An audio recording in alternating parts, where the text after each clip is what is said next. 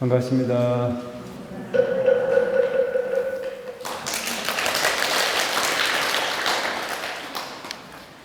오늘 이제 수기품 할 차례죠.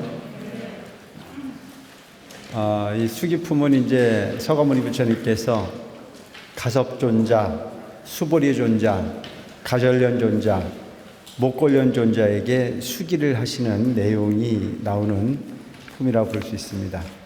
그때 세존께서 이 개송을 다 설에 마치시고 대중에게 이와 같이 선언하셨습니다.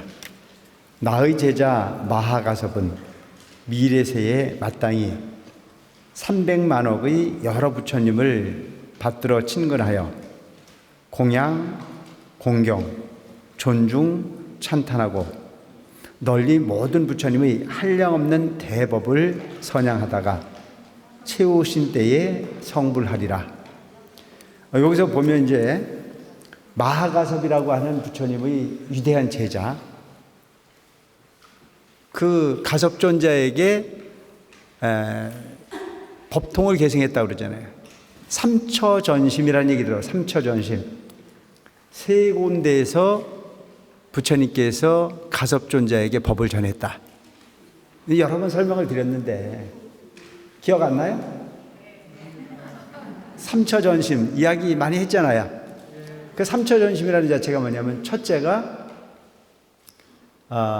여마시 중에 꽃을 들었어요.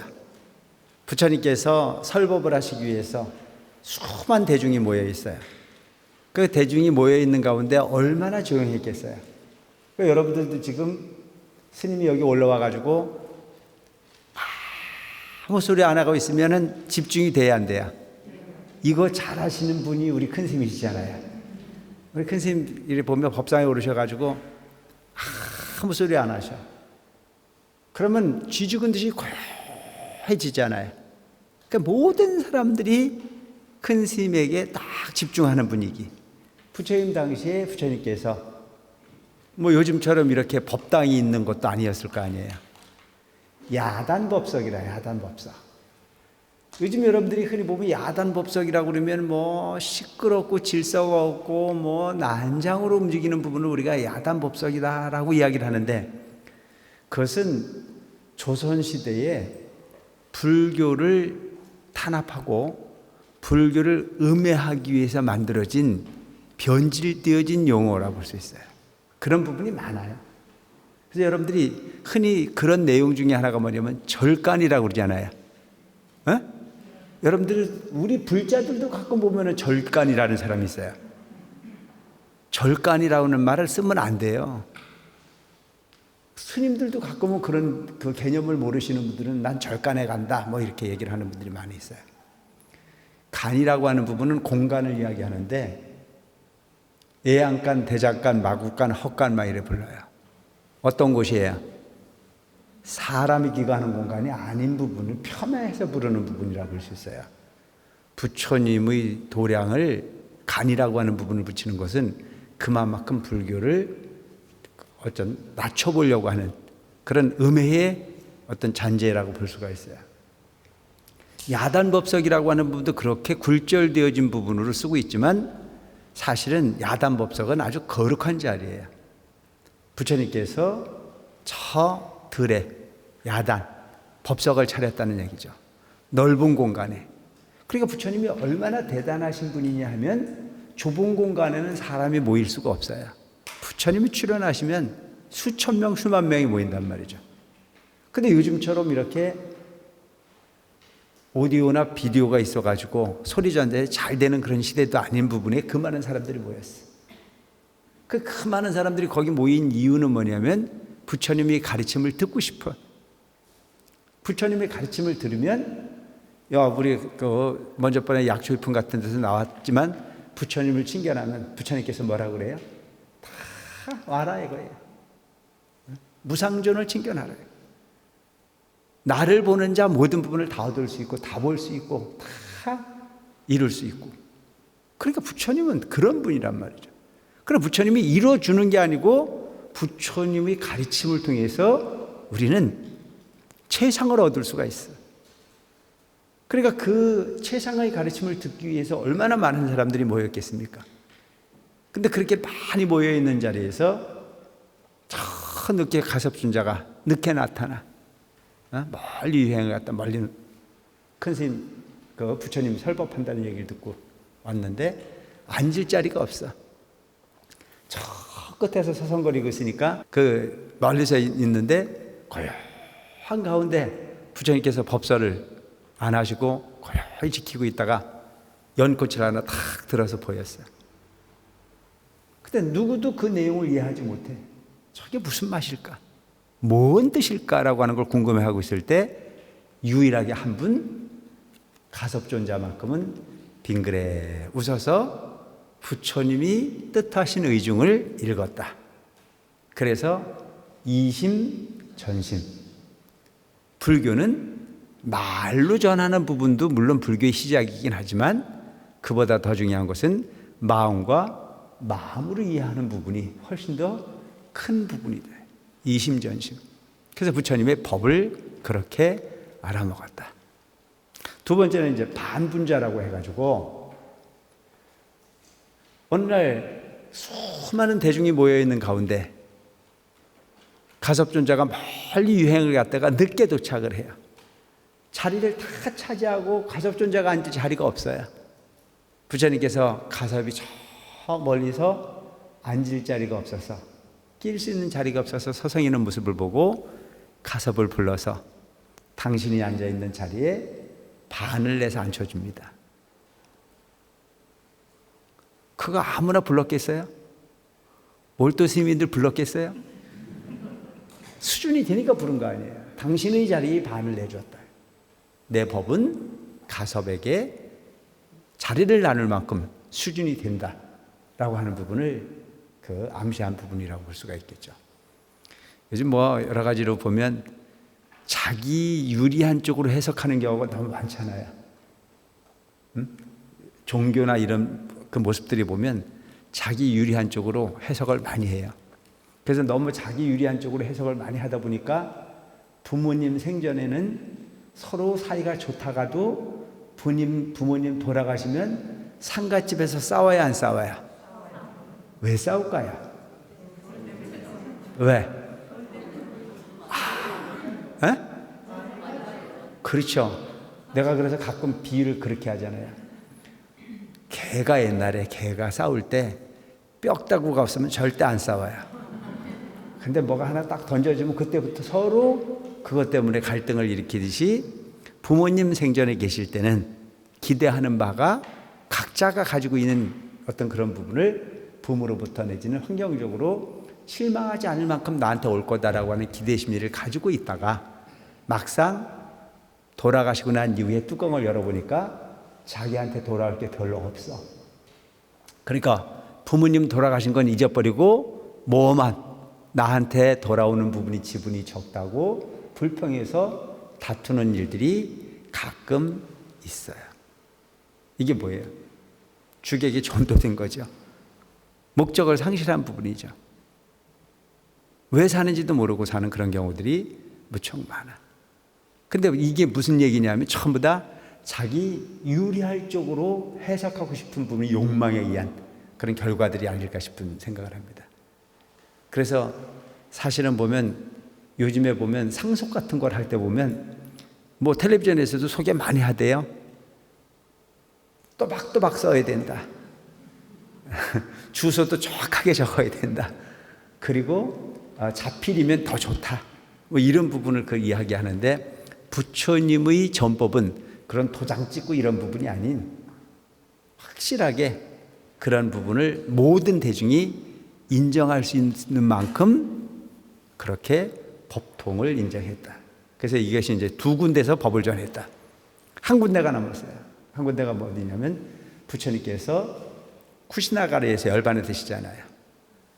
춘다라고 하는 대장장이가 올린 공양을 드시고 그리고 설사병을 얻습니다. 그래서 너무 고통스러워 하시다가 이제 사라상수 나무 밑에서 열반을 드시죠. 그래서 그 열반에 드실 때 모든 대중이 부처님의 열반을 만류하죠. 부처님이 열반에 들지 마세요. 여러분 이거 참 신기한 그 장르일 수 있어요. 우리 일반적인 사람이 목숨을 이렇게 그 마지막으로 가지고 있을 때는 가고 싶어서 가는 사람 있나요? 그죠?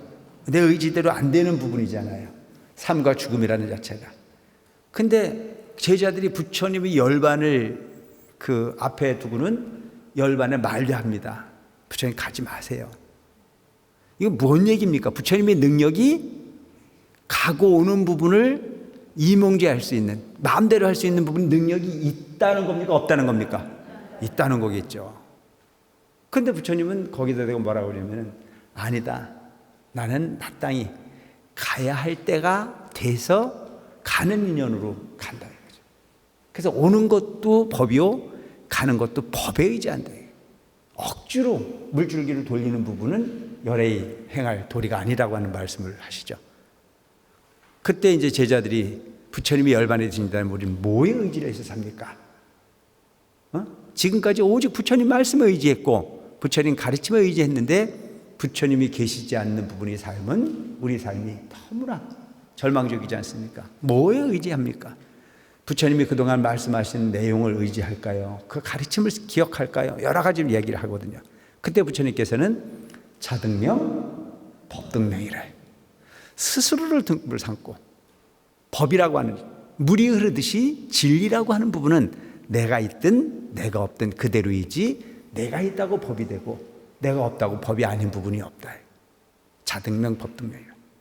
그 위대한 소위 가르침을 펴시고 이제 열반에 드시죠. 그 열반에 드실 때에 가섭존자는 너무 멀리 가 계셔가지고 부처님 열반을 보지 못했어요. 우리 자녀분들도 보면은 그 부모님 돌아가실 때에 함께 하지 못하는 자식들이 많잖아요. 그걸 뭐라고 그러죠? 부처님, 그 부모님 돌아가실 때에 자리에 함께 있는 부분을 뭘 본다고 그러죠? 임종을 본다 그러죠. 그래서 임종 자식이 있느니 없느니 이런 얘기를 하잖아요. 근데 그 부처님의 상수제자라고 볼 수 있는 가섭존자는 부처님 열반의 현장에 없었어요. 너무 멀리 유행을 갔기 때문에. 그래서 부처님이 열반을 드셨다라고 하는 내용을 장사꾼들이 이렇게 전해주는 이야기를 듣고 슬픈 마음으로 쫓아오죠. 그때 부처님의 이 법구는 이미 염을 해가지고 다 감아서 관에 모셔놓고 있었어요. 가섭존자가 와서 우리 너무너무 슬퍼. 그래서 부처님이 관을 우측으로 돌아요.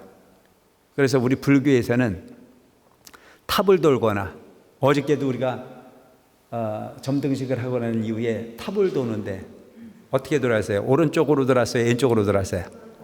우요삼작이야. 우측으로 돌아. 왜 우측으로 도냐면 우리는 오른손과 왼손을 사용을 하지 않습니까? 옛날에 우리 어른들도 보면 왼손을 못 쓰게 하셨던 과거가 있었어요. 왼손잡이가 있잖아요. 그런데도 왼손은 못 쓰게 하고 오른손만 중요하게 여겼거든요. 그 이유라고 하는 부분은 그거와 맞닿아 있는지 모르지만 어쨌든 불교의 어떤 그런 풍습에는 오른쪽과 왼쪽을 철저하게 구분하는 부분의 문화가 있습니다. 이것은 인도의 문화라고 볼 수 있어요. 그래서 인도라고 하는 나라를 가면 오른쪽은 밥 먹는 손이고 왼쪽은 청소하는 손이에요. 잘 알아 먹어야 돼. 그러니까 인도라고 하는 나라는 뭐 이렇게 숟가락이나 이런 걸 쓰는 것이 아니고 거의 손으로 밥을 이렇게 비벼서 먹거나 그렇게 먹어요. 근데 왼손은 뭐 하는 거냐면 화장실 가는 손이에요. 화장실 가는 손. 그래서 오른손은 깨끗한 거고 왼손은 지저분한 손이라고 볼 수 있는 거예요. 그러니까 부처님이 계시는데 왼쪽으로 돌면 똥 만진 몸이 가까워지잖아요. 너무 리얼한가? 그러니까 오른쪽으로 돌아야 지저분한 부분을 멀리하고 깨끗한 부분을 가까이 할 수 있도록 해서 오른쪽으로 돈다. 우요삼작이라 해요. 대개는 이제 세 바퀴를 도는 거예요. 그리고 부처님에게 청을 하거나 이런 부분이 우요삼작이라고 하는 부분이 있는데, 그래서 부처님이 그 열반을 지켜보지 못했던 가섭존자는 그렇게 부처님이 관을 세 바퀴를 돌죠. 그리고 눈물을 흘리잖아요. 얼마나 슬펐겠어요. 그럴 때 부처님이 관에서 두 발이 나와요. 그래서 그거를 곽시쌍부라. 그래 가섭존자도 역시 그랬을 거 아니에요. 부처님 열반에 드셨으니 무엇에 의지했을까요? 라고 눈물을 흘리니 그 부처님이 그 열반의 어떤 그런 법구에서 관 밖으로 두 발이 탁 나와. 무슨 얘기냐면 나는 열반에 들지 않았다. 내 육신은 멸했지만 법은 함께한다. 이제 그런 부분의 소위 전법의 어떤 그런 부촉. 내가 진리를 가르쳤듯이 너도 내 법을 이어서 끊임없이 이 법을 전하라 라고 하는 부분으로 두 발을 보였다. 그래서 곽시쌍부라. 이 부분을 삼처 전심이라. 세 곳에서 부처님의 법을 전할 수 있도록 인정을 했다.